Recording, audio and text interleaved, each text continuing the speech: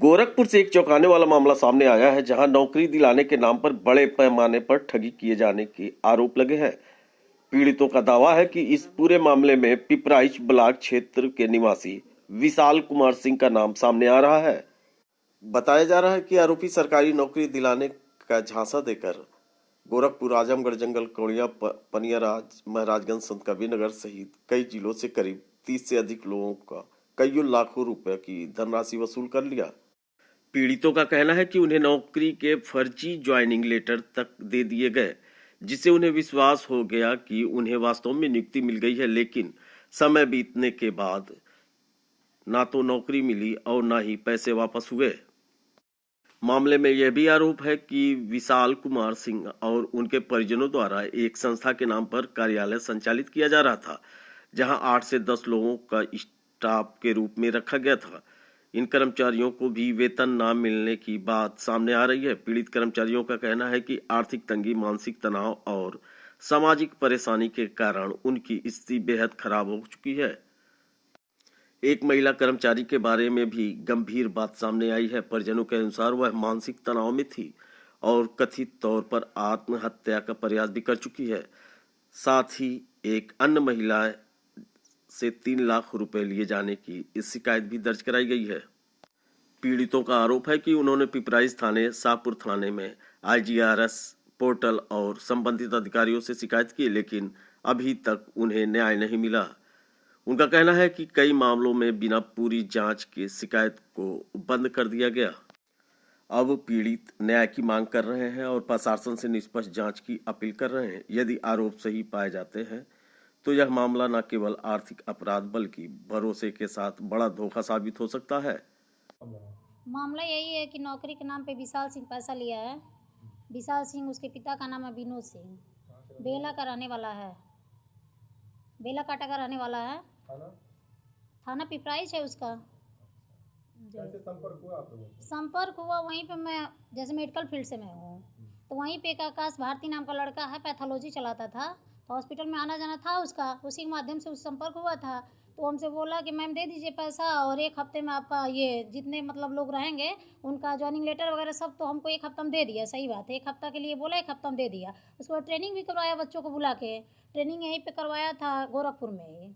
ठीक है, smart enterprises उसका था, खोल के रखा था, वहीं ट्रेनिंग भी करवाया था। ट्रेनिंग होने के बाद जब हम लोग को कहें कि भाई पैसा 1 रुपया आ नहीं रहा, ट्रेनिंग भी तुम लोग करवा दिए, तो कह रहा है कि पेमेंट एक ही बार जाएगा। कुछ लोगों को चेक भी दिया था, चेक वापस भी मंगवा लिया था कि आइए चेक दीजिए, पैसा ले जाइए।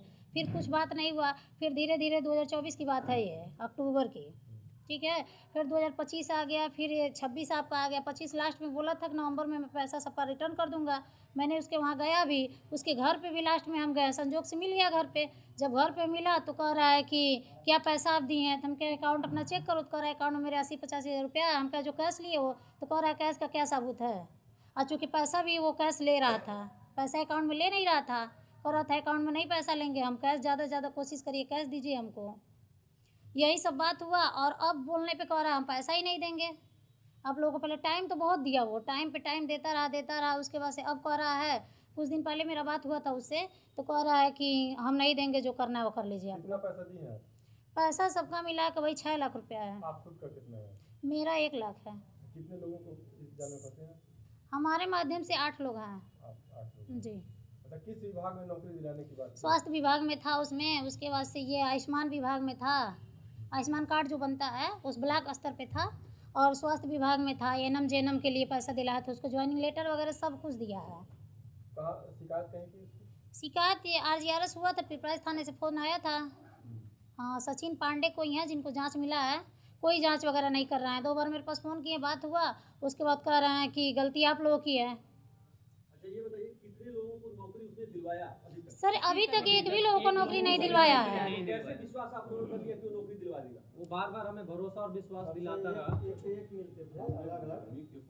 क्या नाम है आपका? मेरा नाम नीतू पासवान है। मैं रहने वाली खोरावर की हूँ, रायगंज बाजार की।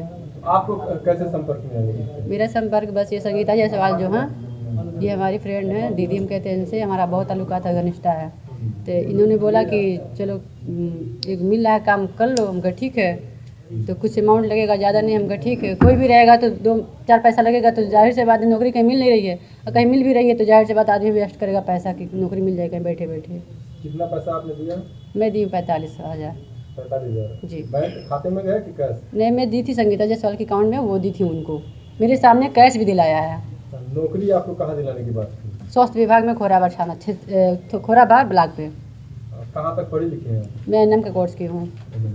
तो क्या चाहती हैं आप? मेरा पैसा वापस हो। बड़े अधिकारियों से मुलाकात की?